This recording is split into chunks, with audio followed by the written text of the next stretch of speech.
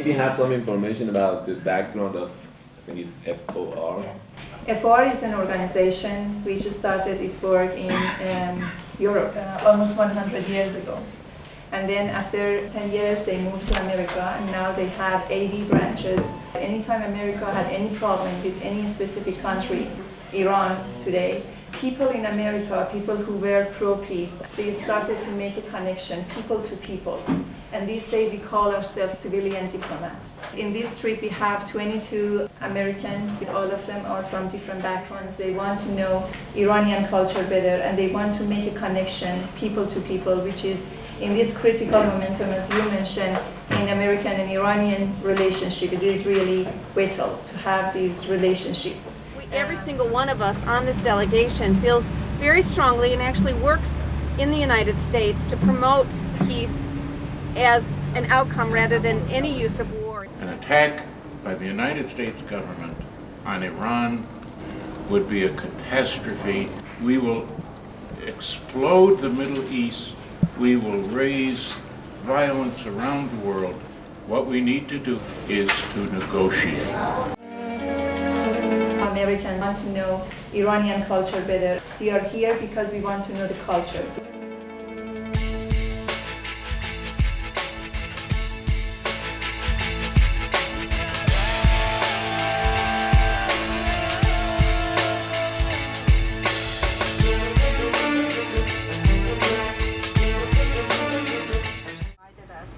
I actually like to remind the women that it's very important that our headscarves cover our hair.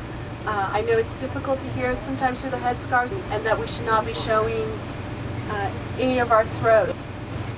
The most dangerous thing in this country is crossing a road. Don't cross the road alone. If you are on yourself, you can go along and you can cross with the local people.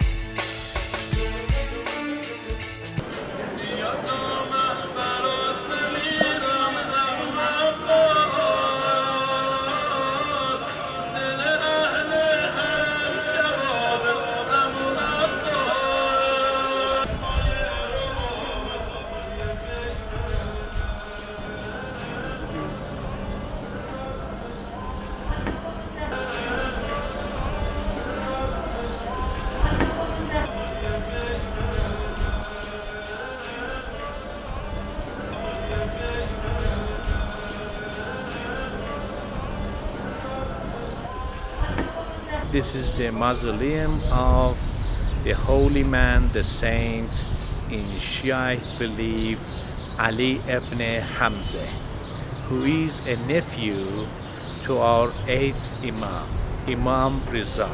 This holy shrine is one of 3 holy shrines in Shiraz, and it was built in early 10th century. As were or mirror were, and the inside is so glorious and very unique to the Shiites, and we only have this type of mausoleums and decorations in Iran and nowhere else in the world.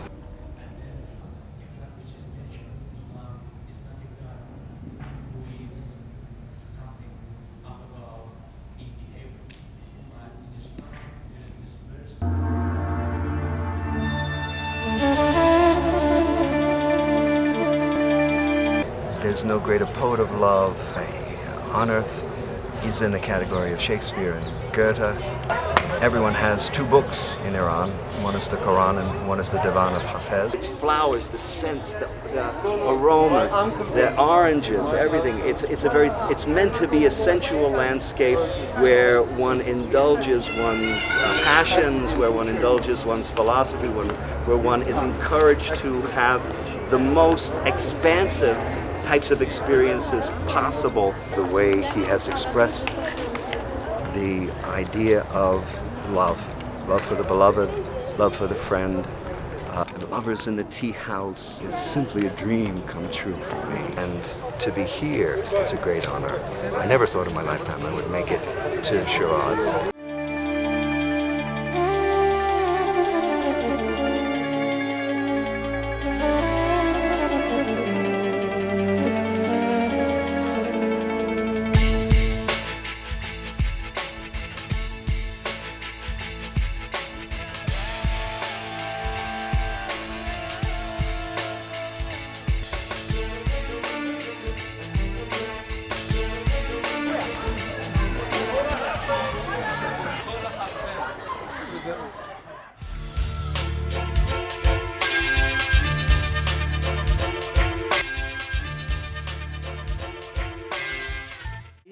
The name of this place is مهر گوهر و مهربان.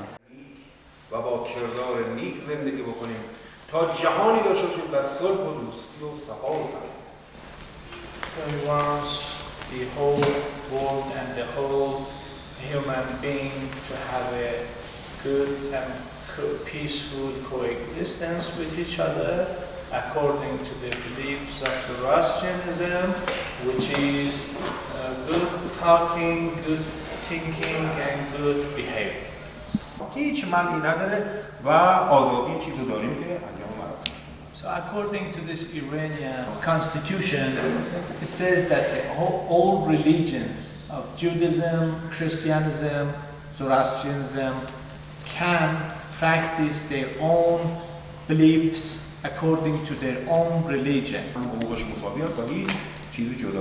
They have a representative in the parliament of Iran, and up to now they have had some differences in terms of the compensation law. If someone is getting run over by a car, get killed or something, then they get less compensation than a Muslim.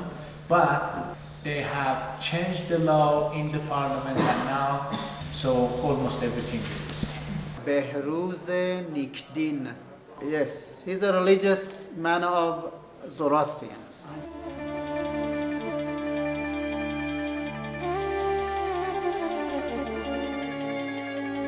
Every Saturday, almost 300 people come here for pray, and this floor belongs to men and upstairs women.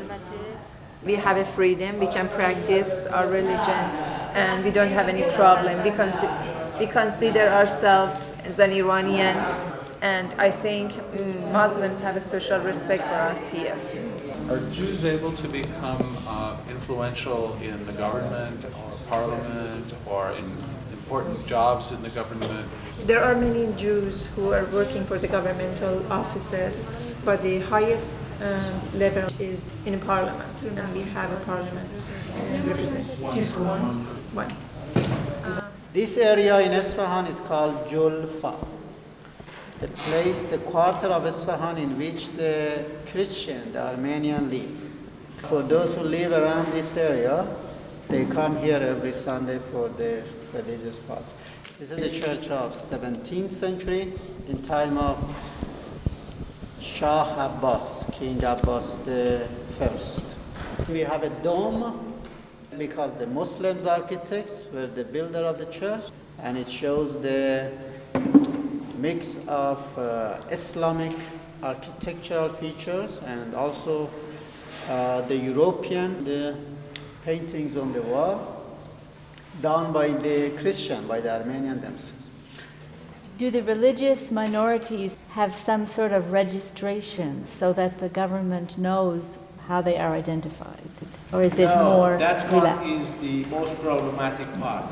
You don't have to declare that you are a Jew, and there is no sign to show that you are a Jew or Christian. For Armenians, it's a little bit much more clearer because of the names. Like, see the name of this man, Haigas. If I hear this name, I know immediately he's Armenian.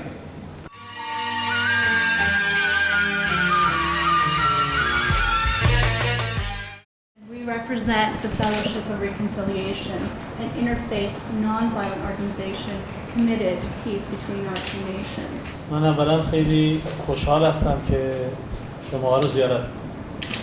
In the name of God, the merciful, I'm so happy that I have this meeting with you. جمهوری اسلامی ایران. The Islamic Republic of Iran, 1979 was born.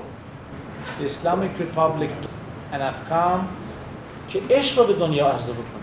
To present world with love. The policy right now is based on something which only believes in profit. صرفاً منافع اقتصادی رو میبینه. Not mentioning culture, not caring about culture. به انسان توجه نداره. And not caring about humanity. اون انسان رو مثل ماشین میبینه. So they say a human as a machine. اقتصاد جلوه‌ای نداره. And we don't see any of love in their economy. انسان همش عشقه. And humanity is all love. همش باوره. And all belief. همش حسه. And all emotions. اینا در سیاست نیست. And these are not present in policy. But the others who have no love for people, منافع خودشون نمیدونن. And they don't think about the people's goodness are condemned to defeat. به مردم دنیا حکومت کنن. Believers should lead and should rule people of the world. آدم‌هایی که عشق وجودشون رو پر کرده. The people who have love. اما اونقدر علیه اون تبلیغ کردن. But there is so much propaganda against it. اون رو مظهر خشونت معرفی کردن. And they have introduced it as a sign of violence. Yes. سیاستش اینه که روابط بین دو ملت رو برقرار کنه. Nowadays, the policy of the Iranian government is to make connections between two nations. برای همین آقای دکتر احمدی نژاد پیشنهاد کرد که پرواز مستقیم بین تهران، نیویورک و تهران، واشنگتن به نظرم ها. There should be a direct flight between Tehran and New York or Washington probably. اگر مردم آمریکا بیان ایران، if the American people come to Iran and they see Iran and get acquainted with the people here, با معاون رئیس جمهور آشنا بشن. and also get to know the vice president. چی میشه؟ So what will happen? میفهمن اونا خیلی دروغ گفتن تو این سالها. So they will understand they have been lied up to now. راجع به همه چیز. About everything. راجع به پیشرفت این مردم. About the state of progress seeing of the people. راجع به فرهنگ این مردم. About the level of the culture of people. راجع به اعتقادات و باورهای این مردم. About the beliefs of these people. راجع به اخلاقیات این مردم. About the morality of these people. Iranian people like you very much.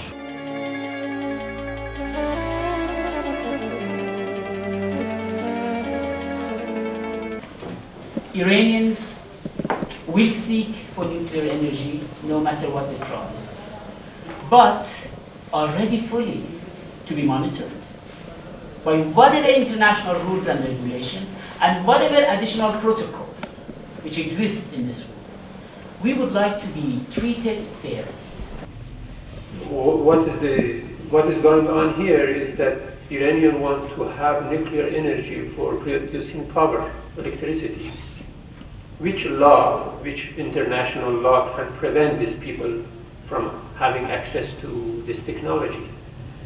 And no document is shown to show that Iran is going to create a weapon of mass destruction from this energy. This is just what you hear from Western media. There is no evidence for this. United Kingdom, other countries use nuclear energy because it has some good parts to it as well. It's not always the peaceful nuclear energy is always bad. It has a good part to it. And according to our religion, using nuclear weapon is prohibited. And I think it's clear that this country is a kind of religious country and not going to do anything. And the base is religion, so it's not going to do anything against its base to have nuclear weapons. And the history showed that we never used such kind of activities to kill people in mass numbers as what had happened in Japan. So I think just saying, okay, you don't have, it's kind of stopping the country from progressing. because we need the energy to progress. So it's not to say, okay, since nuclear energy is connected to the nuclear weapon, you don't have to have it. Nobody says the same thing about Israel, for example. They have the nuclear weapons and they produce this. And people of the United States, I think most of you, paid for that from your taxes. این توقع است که از روشنفکران و ریختگان آمریکایی و اروپایی که روشنگری بیشتری بکنند، از حق دفاع کنند. He said that God is going to help whoever's trying to do what's right, whether they're in Iran or whether they're in the United States. And in Iran, if by any chance our government should try to produce weapons, atomic weapons, we would hope that the cultured people and the religious people in this society would protest and would stand up against any such kind of action. And we hope that the cultured and religious people in America would also stand up against any kind of action that the American government would want to take against us when we're only trying to get what's our right for the production of energy. I imagine that you've heard that there has been quite a bit of controversy regarding the Holocaust conference that was held here in December. And we would really like to know what your thoughts are about that conference. I thought the Holocaust conference was just horrible. It didn't accomplish what it was supposed to. What was trying to be accomplished was to pick a sore spot in the West and to say, look, you're accusing us of not allowing for freedom of speech and things like that here, but yet you don't do that either, because you don't allow scientific and open discussion of the Holocaust. But the people who were invited, some of them were just out and out racists. And the people who did the inviting were mostly just looking for whoever they could find who was critical of the Holocaust and not looking into the background of these people. So the whole thing ended up backfiring. No one in Iran denies Holocaust. The purpose of conference was not to deny Holocaust. But some people say, many people in the West as well, that the story was exaggerated. The second point is that it has happened and a bad thing happened. Why Palestinians should pay the price for this? This is not acceptable. But many people have questions about the dimension of it. And it must be free, for researchers to do research, to find what was the problem and what was the extent of tragedy that happened. It is not acceptable that we, forbid people to do research and to express what they found. I hope that from the other people that you've talked to, that you've mentioned this issue with, you've got a variety of opinions about it. I mean, I know that when I talk to lots of my friends and teachers in Qom, I found that there was, I said to them, like, do you know who David Duke is? And they said, no, we have no idea. And I said, well, on his website, he says that Chinese civilization was founded by white people. Now, that's not the kind of thing that Islam should be promoting or that should be promoted in the name of Islam. And we should distance ourselves from people that hold those kind of views. And generally, I found that people here had no idea what that was about. On the other hand, talking with younger people, I found that there was also not very much information about what the Holocaust is all about. And I think that there needs to be more education about that here as well. In the name of God, the compassionate, the merciful, hello everyone and welcome to this edition of the Iranian and English News with me, Nima Chitsas. First, the headlines. U.S. Marines fleeing an insurgent ambush in Afghanistan opened fire on civilians, killing 16 people. The Kuwaiti cabinet resigns after only 8 months in office. China tells the U.S. not to send the wrong signals to Taiwanese separatist forces. And Iranian women condemn American attempts to censor Muslim voices at the recent UN conference. If you look at the past 200 years of history of Iran, you haven't seen a single case of Iran's attitude to invade a neighbor. You know, Iran has 14 countries, neighboring countries. I think it's unique in the world, with this diversity of neighbors. And having Iraq on your one side and Afghanistan on the other, then having a stable country in between here. Islam is peace, Salam is peace. Peace is our motto. رحمت و مهربانی است و برادری و برادری است. What he says is that if we look at basic teachings of Islam and particularly at Shiism, we find that the teachings about peace and avoiding violence is very clear, because it's taught that all of us should strive to be manifestations on earth of the mercy of God, and that we should try to promote brotherhood among all people. One other thing that we can do as Americans in concert with Iranians is pray for one another. I believe that prayer is very important, and I found that praying, Christians and Muslims praying together and fasting together is a very powerful spiritual force, and I believe that can work wonders really.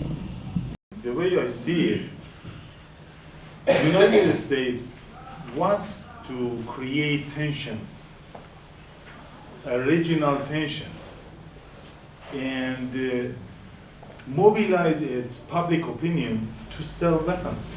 So $491 billion military budget, that equals to the military budget of all countries in the world, says a lot to us. You know, Russia spends a lot, but its military budget is $30 billion. Think about it. So the danger, I'm sorry to say that, the danger is right behind your ears in Washington, D.C. If they overwhelm Iran, they're going to go somewhere else, because they need wars to sell weapons. It's not the question of nuclear energy. If there wasn't nuclear energy, there was something else they pick in order to overwhelm Iran. That's the logic that they use. I'm sorry to say this. So when there is a war, only a few people get rich. But when there is a peace, maybe there are more people who get from it. I don't know even one person in Iran from all 70 million people who are looking for any kind of tensions or conflict with any people in the world. They all want peace, all of them. The world has a lot of problems. We don't need any more tensions. That's the message we want. My message to Americans, to American people, American officials is that please don't make another war. That's enough for us. That's it.